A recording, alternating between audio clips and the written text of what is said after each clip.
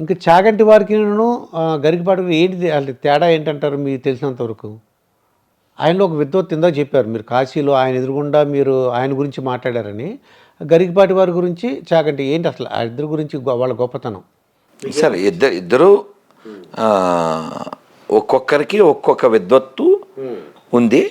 అయితే గరికపాటి వారికి కొంచెం విద్యుత్ కూడా ఎక్కువ ఉంది. ఓకే. విద్వత్తు ఉంది, విద్యుత్ కూడా ఎక్కువ ఉంది. అందువలన వారి మాట కొంచెం కొట్టినట్టుగా కొంచెం హార్ష్గా అనిపిస్తుంది. చాగంటి గారు ఇంకా శుద్ధ సత్వం. అంత ధారణ ఎలా వచ్చిందంటారు? నిజంగా చాలా అది పూర్వజన సుకృతం అంటారా ఏంటి అసలు? అలా చెప్పేస్తుంటారు ధారణ. ఎందుకు వస్తుందంటే గుర్తుపెట్టుకోండి, అది తెలియదు. ముఖే ముఖే సరస్వతి అంటారు. పూర్వ పుణ్యం గురువుల అనుగ్రహం ఉంటేనే వాక్కు అలా వస్తుంది. ఏదో మనం మాట్లాడేస్తున్నాం అనుకోకూడదు. అర్థమైందా? మన ప్రతిభ ఏం కాదు అది. ఖచ్చితంగా భగవద్ అనుగ్రహం ఉంటేనే వస్తుంది. వాళ్ళకి తెలుసు ఆ విషయం. ఇది నాది గొప్పతనం కాదని వాళ్ళకి తెలుసు. అందుకని సరస్వతి అనుగ్రహం వాళ్ళకి ఉంటుంది. చాగంటి గారైనా గరికపాటి వారైనా స్పష్టంగా వాళ్ళకు క్లారిటీ ఉంది. ఇదంతా పలికెడిది భాగవతమట, పలికించడు వాడు రామభద్రుండట, నే పలికిన భవహరమగునట, వేరొండుగాద పలుకగనేలా. వాళ్ళిద్దరిలో ఇది ఒకళ్ళేమో ధారణ అది పూర్వపు జన్మ కాదు. ఇప్పుడు వారు ఉద్యోగం చేశారు, ఎఫ్సిఐలో చేశారండి. ఓకే. చాగంటి కోటేశ్వరరావు గారు వారి ఇంటికి వచ్చి స్నానం చేసేసి సంధ్యావందనం చేసుకుని గంటల కొద్దీ చదివేవారు. అలా చదివి ఆ జ్ఞానాన్ని పెంచుకుని వారే ఉంచుకోకుండా మన అందరితో పంచుకుంటూ మనం అందరం బాగుండాలని. అంటే ప్రేమ అంటే ఏమిటండి? ఎదుటివాడు బాగుపడాలని కోరుకోవడం, అది ప్రేమ. అంతేకాని ఇలా ఏదో మెచ్చుకోవడమో లేకపోతే గిఫ్ట్ ఇవ్వడమో కాదు. నాకు వాళ్ళు వీళ్ళు శాలువాలు అవి వేసినప్పుడు నేను చెప్తాను, ఎవరి దండలో శాలువాలు నాకు వద్దు. ఈ శాలువాలు ఏమో ఓ సంచులు అయ్యాక బ్యాగ్ అయ్యాక ఏ రైల్వే స్టేషన్లో పంచిపెట్టేస్తాను. ఈ దాంట్లో ఇక్కడే పడేసి వెళ్ళిపోతా. నేను కోరుకునేది ఏమిటంటే మిమ్మల్ని భౌతికత చదవమని చెప్పా. అది చదివితే నాకు 10 శాలువాలు వేసినట్టు. అందుకని నేను శాలువా బ్యాచ్ని సెల్ఫీ బ్యాచ్ని పెద్ద ఎంటర్టైన్ చేయను. చెప్పింది చేసేవాడు కావాలి. అది చాగంటి గారి ప్రవచనాలు వినడం ద్వారా ఎంతోమంది వాళ్ళ జీవితాన్ని దిద్దుకున్నారు. నాకెవరో తమిళనాడు నుంచి ఫోన్ చేసి, ఈ అరుణాచలం ఫ్లోటింగు, ఈ కాశీలో ఫ్లోటింగు, అసలు ఈ పుణ్యం మన తెలుగు ప్రవచనకర్తలదే అన్నారు. మరి అరుణాచలం గొప్పతనం ఎంత చెప్పారు చాగంటి గారు, గరికపాటి వారు, వద్దిపత్తి వారు, సామవేదం వారు, వీళ్ళంతా బోల్డ్ చెప్పగా మీరు కాశీ వెళ్ళండి. ఏంటంటే అసలు మన కాశీలో ఏదో యూపీలో ఉన్నట్టు ఫీలింగ్ ఏముండదు, ఏపీలో ఉన్నట్టే ఉండదు. అందరూ తెలుగు తెలుగు వాడు చాపడు కూడా, రండి సార్ రండి, మంచి చీరలు వచ్చినాయి రండి అనేస్తుంటాడు వాడు. తెలుగులో బోట్లు ఎప్పుడో 10 ఏళ్ల క్రితమే పేపర్ తెలుగులో దొరికేదాడ. మన వాళ్ళు అలా అంత బాగా. మొన్న కూడా మేము రమేష్ అయ్యం గారిని, ఇక్కడే ఉంటారు హైదరాబాదు, వారి పుణ్యమాని మేము కాశీలో, వాళ్ళు 9 రోజులు 11 రోజులు ఉన్నారు, మేము 4 రోజులు ఉన్నాము. ఉండి విశ్వనాథ సామ్రాజ్య పట్టాభిషేకం, విశ్వనాథుడికి, అన్నపూర్ణకి, విశాలాక్షికి, డూండి గణపతి నలుగురికి బంగారు కిరీటాలు చేయించి, రోజు రుద్రయాగం చేసి, కోటి బిల్వాచ్యం చేసి,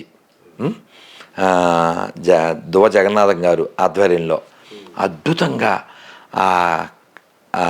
సామవేదం వారి ప్రవచనాలు, పుష్పగిరి పీఠాధిపతులు వారి ప్రవచనాలు, మధ్యలో ఒకరోజు చాగంటి గారి, ఇలా అద్భుతంగా. అంటే మీరు ఒక ముందు వరుసలో అక్కడ కూర్చొని చక్కగా వింటారన్నమాట అన్నీ.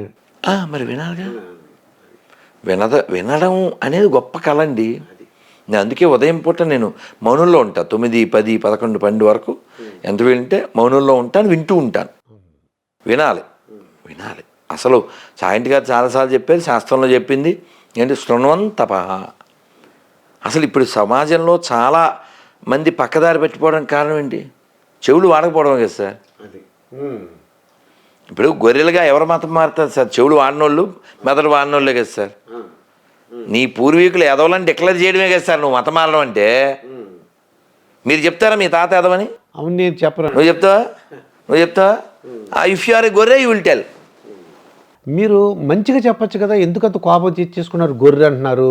నేను అంటలేదు సార్, వాళ్ళ పుస్తకంలో ఉంది, నేను చెప్పాను. కరెక్టే. ఇప్పుడు మిమ్మల్ని స్కూల్లో పిల్లలు ఏమని పిలిచేవారు? సార్ అని పిలుస్తారండి, దుర్గాప్రసాద్ సార్. అది దే హ్యావ్ బీన్ ట్రైన్డ్. అవును, మేము ఆలోచించాం. అంతే కదండి. అలా గొర్రెలు అని ఎవరైతే బైబిల్లో ఉండే వాడిని గాడ్ అనుకుని నమ్ముతారో they are all consider as a గొర్రెలు according to their book, not according to me. కాబట్టి గొర్రె అంటే ఏంటంటే మామూలుగా బుర్రలేందని అర్థం. మన భాషలో, మన భాష కాదు సార్, మామూలుగా గొర్రె. ఇప్పుడు ఓ గొర్రె దూకిందండి కొనమించి, అన్నీ దూకుతాయండి. అది బుర్ర ఉంటే దూకదు కదండి. ఇది గొయ్యిందిరా భయ్యా, దూకితే ఐ విల్ రీచ్ అయ్యా అని చెప్పి దానికి తెలీదు. సో గొర్రె అంటే బుర్రలేంది. అలాంటి బుర్రలేని గొర్రెల్ని బలి కోరేవాడు ఆ బైబిల్లో ఉండేటువంటి సోకాల్డ్ సైకో గాడు. విషయం ఏంటంటే మతం మారితే నాకేమిటి నొప్పి? వాడికి నచ్చిన దాంట్లో వాడు వెళ్తాడు. కానీ వాడు నచ్చిన దాంట్లోకి వెళ్తే పర్లేదు, కానీ వాడు అందులోకి వెళ్ళి ఏమంటాడంటే మాదోటే కరెక్ట్ అంటాడు వాడు. యాక్చువల్గా ప్రపంచంలో పనికి మాందే ప్రాబ్లమ్స్ ఏ ఉండవు కదండి, అసలు ఏం లేవు. నేను ఆన్సర్ చెప్తాను. మీకేమైనా ప్రాబ్లం ఉంటుంది కదా? ఎలా ప్రాబ్లం ఉంటుంది సార్? నేనేమన్నానంటే రానా తెలుసా, దగ్గుబాటి రానా? అవును, దగ్గుబాటి రానా. దగ్గుబాటి రానా యాక్టర్ అన్నాను, ప్రాబ్లం ఏంది? నిజమేగా చెప్పాను. అలాగే బ్రహ్మానందం కూడా యాక్టర్ అన్నాను, తప్పేం లేదుగా. కానీ మీరేమంటారంటే ఇద్దరు ఒకే సైజ్ అన్నారు, ప్రాబ్లమే కదా సార్. ఒక సైజ్ కాదు, ఎలా కాదుగా, అవి పొడుగు పొట్టి. ఆయన 7+ ఎంతో ఉంటాడు, ఏదైనా 5+ ఉంటాడు. బోత్ ఆర్ యాక్టర్స్, మేము ఒప్పుకుంటాం. But both are not same size, ఒప్పుకోం. అది ఒప్పుకో అంతే. అంతేనా? పనికి మాలిందని ఎందుకన్నా అంటే వాడు మూడులను తయారు చేస్తాడు, గొర్రెలను తయారు చేస్తాడు. ఇది వీరుల గడ్డ, but they want to make ఎర్రగడ్డ. ఇప్పుడు నేను ఒక 26 క్వశ్చన్లు ఉన్నాయి సార్. ఆ క్వశ్చన్లో నాకు 13 క్వశ్చన్కి ఆన్సర్ చెప్తే నేను కూడా మతం మారిపోతా. నాతో పాటు దుర్గాప్రసాద్ గారిని, సీనుని, పూర్ణ అందరిని మతం మార్చేస్తాను. ఇప్పుడు వాళ్ళు ఎవరైతే క్రైస్తవులని చెప్పుకుంటున్నారో వాళ్ళది చెప్పుకోవడం అనే దాన్ని మనం వ్యతిరేకించాం. కానీ వాళ్ళు ఏమంటారంటే మా నాన్నగారు గొప్పవారు అని నేను మీతో 1 అవర్ చెప్పాను అనుకోండి, ఏంటో ఇంకే నాన్న ఒక్కడి గురించి చెప్తున్నాడు, ఇంకే ఇంటర్వ్యూ ఏం చేస్తాం, బోల్డెన్ టాపిక్లు రాసుకుందాం, ఏం అడగడం ఇవ్వకుండా చేస్తున్నాడు అనుకుంటారు. మీరు కొంచెం చిరాకు వస్తుంది, కానీ ఏమనరు. కానీ నేను మా నాన్నగారి గురించి మాట్లాడుతూ మీ నాన్న వేస్ట్ అని అనుకోండి, అప్పుడు మీకు బీపీ వస్తుంది. అక్కడ ప్రాబ్లం మీకు వచ్చింది. నాకు కాదు, ఎవరికి హెడ్ ఉందో అటువంటి ప్రతి హిందూకి వస్తుంది. అది అబద్ధాన్ని నేను వ్యతిరేకిస్తా. ఏమిటి అబద్ధం? మాది ఒకటే కరెక్ట్ అనడం అబద్ధం. అంటే బైబిల్లో అలా రాసి ఉందని అంటున్నారండి వాళ్ళు. అందుకే బైబిల్ పనికి మాలింది. ఏమన్నాను మళ్ళీ నేను? అమ్మో, అలా అంటున్నారా? నేను నిరూపిస్తా అన్నాం. మీకేం చెప్పాను? బ్రహ్మానందం గారు సినిమా యాక్టరు, రానాతో పోలిస్తే పుట్టానే కదా. పుట్టానే కదా. ఆయన హైట్ ఈయన హైట్ వేరు కదా. అవును. మీరేం ఒప్పుకోవట్లే. ఇద్దరిని ఓ చోట చూపిస్తాను, మీకు తెలిసిపోద్ది కదా. అలా అంటే మీకు ఎక్కడ కోపం వస్తుందంటే అబద్ధం. ఏంటి అబద్ధం? రుజువులు లేని మాటలు మాట్లాడడం. ఫర్ ఎగ్జాంపుల్ మన కలవరి సతీష్ ఉన్నాడా? ఇక్కడ ఆయిల్ అమ్ముతాడు కదా సార్, ఆయిల్ కచ్చీఫ్లు. చాలా కలవర, లక్షలాది మంది వెళ్తారటండి. అన్ని ఆయిల్ కచ్చీఫ్ అమ్ముతాడు కదా. దేనికి? ఆయిల్ పట్టుకెళ్తే ఆ కచ్చీఫ్ని ఎత్తినేసుకుంటే ఏదో తగ్గిపోతా అంటారు కదా. అది పాయింట్ 1.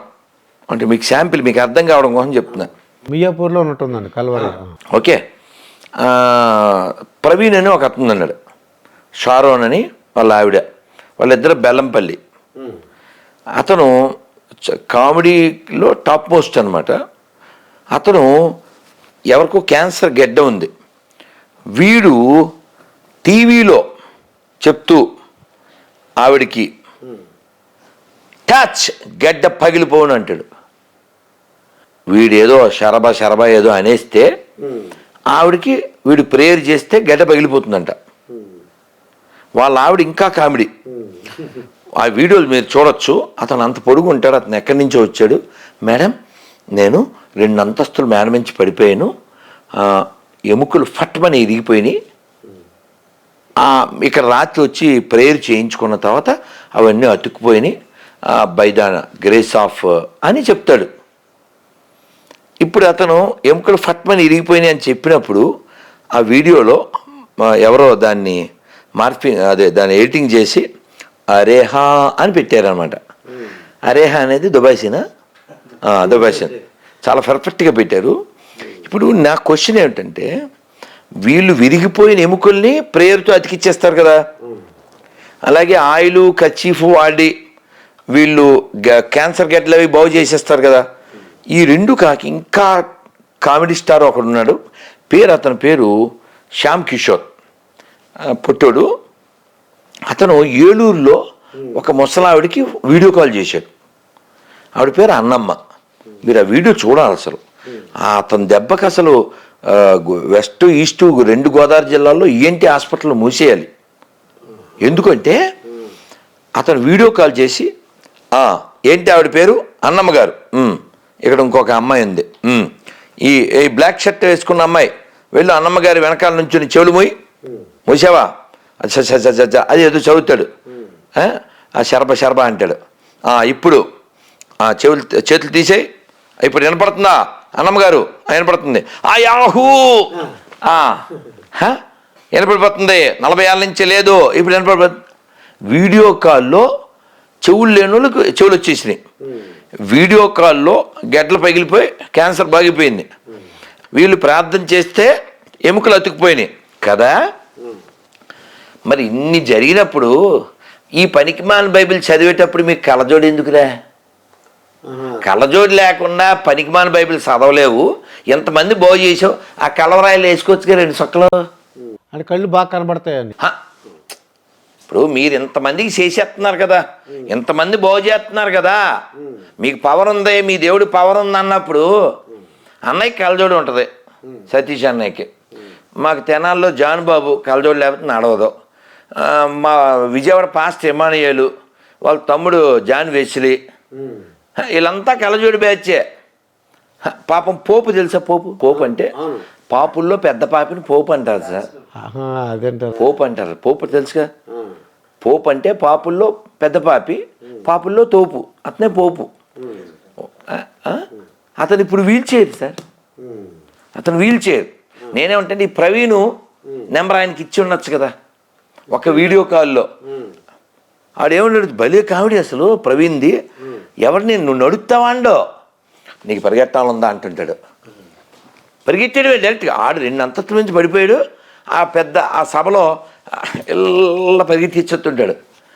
దరిద్రం ఏంటంటే, సజ్జల రామకృష్ణ పేరు తెలుసా? తెలుసండి, రాష్ట్ర ఆంధ్రప్రదేశ్ ప్రభుత్వానికి సలహాదారండి.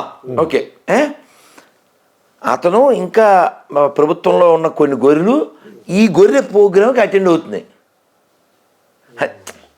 కామెడీ కదా సార్ నేను చెప్పేది. వాడు కామెడీ ఫీలో, అదో కామెడీ మతం. మీకు పోనీ కోపర్నికస్ తెలుసా? కోపర్నికస్, అవునండి, ఆయన ఒక సైంటిస్ట్ అండి. ఎవరు చంపేశారు? ఈ బైబిల్ బ్యాచ్కి వెళ్ళే. భూమి ఎలా ఉంటుందో అడగండి, ఫోన్ చేయని ఎవరికైనా గొరికి. భూమి ఎలా ఉంటుంది? భూమి గుండ్రంగా ఉంటుంది అని మీరు చెప్తారు. పురాణాల్లో చెప్పారు భూగోళము అని చెప్పారు. కానీ గొర్రెలకి ఏం చెప్పారు? భూమి బల్లపరుపుగా ఉండను. ఆయన పాపం అలా చెప్పాడని చంపేశారు సార్, కాల్చేసి. మన జేపీ గారు కూడా చెప్పారు, జయప్రకాష్ గారు కూడా. ఆ సైంటిస్టులను ఎవరు చంపేశారు? వీళ్ళు సైన్స్ గురించి మాట్లాడతారు. వీళ్ళు సెన్సే లేని వాళ్ళు సైన్స్ గురించి ఎలా మాట్లాడతారు సార్? అయితే మీ కోపం ఏంటంటే, మీ ఆవేశం కానీ మీ కోపం కానీ అబద్ధానికి, మతం మారినందుకు కాదు, మతి లేనందుకు. ఇప్పుడు అబద్ధం సార్. ఇప్పుడు మీరు అంటే నాకేమనిపిస్తుంది, చక్కగా వాళ్ళకి ఎక్స్ప్లెయిన్ చేయొచ్చు కదా. ఎవరికి చేయాలి? వాళ్ళు ఎవరికైనా ఇప్పుడు మతం మారిపోయిన వాళ్ళు మనకు వెనక్కి వస్తారు రావాలనుకోండి. అలకా బాబు ఇలా జరిగింది, ఇలా కాదు. ఇప్పుడు వింటే మనం చేయొచ్చు సార్. ఇప్పుడు మోజెస్ అనే ఆయన నాకు ఫోన్ చేశాడు. ఫోన్ చేసి మీరు మా గురించి మాట్లాడుతున్నారు అన్నాడు. మీరు ఎవరు అన్నా, క్రైస్తవులు అన్నాడు. క్రైస్తవం గురించి బైబిల్లో ఉందా అన్న, బెబ్బే. క్రైస్తవం అనే పదం బైబిల్లో లేదు, తెలుసా మీకు? తెలియదండి నాకు. తర్వాత కాలంలో వ్యాపారం సార్ ఇది. ఓన్లీ ఇప్పుడు క్రైస్తవం అనేది పొట్ట బట్ట తప్ప ఏముంది సార్, కొబ్బరి మట్ట. ఇప్పుడు ఎవరైనా మతం మారిపోతే అన్నీ బాగుపడిపోతాయి అన్నారు అనుకుందాం. అంటే నేను వాళ్ళు అడిగారు ఎందుకమ్మా ఇలా మారావని అడిగాను. అడిగితే ఇలా క్యాన్సర్ వచ్చింది, క్యాన్సర్ వచ్చింది నిజమే, కానీ ఆన్సర్ వచ్చింది వాళ్ళకేమన్నా? స్పాన్సర్ వచ్చాడు, కొన్ని వస్తువులు ఇచ్చాడు ఎవరికో ఒకడికి. ఓ ఫ్యామిలీ, పూర్ ఫ్యామిలీ, వాడికి ఓ రిక్షా ఇచ్చారు 10,000 పెట్టి. నలుగురు ఫ్యామిలీ మతం మార్చారు. బిస్కెట్ ప్యాకెట్ ఇచ్చి మతం మార్చుతారు. నేను ఇలా మతం మార్చి ఎవరిని తయారు చేస్తున్నారు? దేశద్రోహులను తయారు చేస్తున్నారు. ఏమండి, ఇక్కడ ఉన్న నేను కానీ, మీరు కానీ, పూర్ణ కానీ, సీను కానీ ఎవడైనా మా పూర్వీకులు ఏదవలో అని చెప్తావా? మీరు చెప్పండి. ఆడు చెప్తాడు. రాంబాబు అనే ఒక గొర్రె ఎక్కడి నుంచి అంటే తుని దగ్గర. ఏమండి మీరు మతం మారారు, మీ పేరు రాంబాబు, మీ నాన్నగారి పేరు అన్నవరం, మీ పూర్వీకులు మరి మతం మారలేదు కదా, అకార్డింగ్ టు బైబిల్ వాళ్ళంతా ఎక్కడికి వెళ్తారో అన్న. మా వాడిని నమ్మలేదుగా, అందుకని నరకానికి వెళ్ళిపోతాను అన్నాడు. ఎంత దారుణం సార్. ఇప్పుడు నేనే ఉన్నాను, దుర్గాప్రసాద్ వాళ్ళ తాత ముత్తాతలంతా నరకంలో పడిపోతారు అంటే అది రెడిక్యులస్ కదా సార్ అది. నేను వాడిని అడిగాను, సరే మీ తాత ముత్తాతలు వదిలేదే, మా తాత ముత్తాతలు వదిలే, నమ్మకుండా సుభాష్ చంద్రబోస్ చచ్చిపోయాడు, భగత్ సింగ్, అల్లు సీతారామరాజు, డొక్కా సీతమ్మ, ఇలా వేల లక్షల కోట్ల మంది ఆ పీసు నమ్మకుండానే చచ్చిపోయారు కదా. వీళ్ళంతా ఎక్కడికి వెళ్తారు? వాళ్ళంతా మన దేశం కోసం చచ్చిపోయారు. అల్లూరి కానీ, భగత్ సింగ్ కానీ, సీతారామరాజు, సుభాష్ చంద్రబోస్, వీళ్ళంతా మన దేశం కోసం చచ్చిపోయారు. మహాత్మా గాంధీజీ, వీళ్ళందరూ మన కోసం చచ్చిపోయారు కదా. వీళ్ళంతా మరి నమ్మలేదు కదా. వీళ్ళు ఎక్కడికి వెళ్తారంటే వాడు ఏమన్నాడు తెలుసా? ఎవడైనా సరే మా వాడిని నమ్మకపోతే నరకమే అన్నాడు. వాడు చెప్పింది కరెక్ట్. ఎందుకంటే మార్కు 16 అని చాప్టర్ ఉంది, ఒక చాప్టర్ పేరు మార్కు. అందులో 16వ వచనం ఏంటంటే, నమ్మి బాప్టిజం పొందినవాడు రక్షించబడును, లేకపోతే శిక్షించబడును. అంటే ఏంటండి దాని మీనింగ్ ఏంటి? నమ్మి వాడి దగ్గర బాప్టిజం పొందాలంట, నమ్మకపోతే శిక్షించబడతాడంట. ఏమండి మనం ఏ షాపులో కొనాలో మన ఇష్టమా, షాప్ వాడి ఇష్టమా? మన ఇష్టం అండి. ఇది పోనీ షాపులోకి వెళ్ళాక ఏం కొనాలో మన ఇష్టమా, ఆడి ఇష్టమా? మన ఇష్టమా అండి. ఏమన్నా అంతేనా? కానీ వీళ్ళు ఏమంటారంటే మేము చెప్పిందే కొనాలి అంటారు. ఇప్పుడు దేవుడు ఉన్నాడా లేడా? దేవుడు ఉన్నాడండి. ఓకే, మీరు ఒక్కరే కాదు ఈ మాట చెప్పేది. ప్రపంచంలో 700 కోట్ల మందిలో 99% మంది ఏం చెప్తారు? దేవుడు ఉన్నాడని చెప్తారు. అంటే ప్రపంచం అంతా ప్రశాంతంగా ఉండటానికి ఒక మంచి రీజన్ ఉందిగా. దేవుడు ఉన్నాడనే కదా ఎక్కువ మంది చెప్పేది. కాబట్టి గొడవలు ఉండకూడదుగా. మరి పాకిస్తాన్ ఎందుకు పుట్టింది? బంగ్లాదేశ్ ఎందుకు పుట్టింది? ఆఫ్ఘనిస్తాన్ ఎందుకు పుట్టింది? కాశ్మీర్లో 1 లక్షల మంది హిందువులు ఎందుకు చంపేశారు? దేవుడు ఉన్నాడు, కానీ నేను చెప్పినోడే దేవుడు అలా అంటున్నారు. అందుకు కోపం వస్తుంది మీకు, అందుకు ఆవేశం. దేవుడు లేడని చెప్పట్లేదు. మన ప్రాబ్లం మూర్ఖత్వాన్ని వ్యతిరేకిస్తున్నాం, దేవుడిని వ్యతిరేకించట్లే. మీ నాన్నగారు మంచిగానేగా? అవునండి. మీ నాన్న ప్రాబ్లం ఏం లేదుగా. ప్రాబ్లం ఎప్పుడొద్దే? మీరు ముగ్గురు నాన్నలో వేస్ట్, మా నాన్న ఒక్కడే మంచివాడు. ఆ ప్రాబ్లం. ఇప్పుడు ఆపరేషన్ లేకుండానే మోకాళ్లకు ప్లాస్మా ట్రీట్మెంట్. మీ ఆర్థోపెడిక్ సమస్యలన్నిటికీ రోబోటిక్ టెక్నాలజీ ద్వారా తక్కువ ఖర్చుతో శాశ్వత పరిష్కారం. Free consultation. ప్రతి ట్రీట్మెంట్ పై 20% డిస్కౌంట్. ఈ ఆఫర్ కొద్ది రోజులు మాత్రమే. త్వరపడండి. V9 hospitals 9281465842.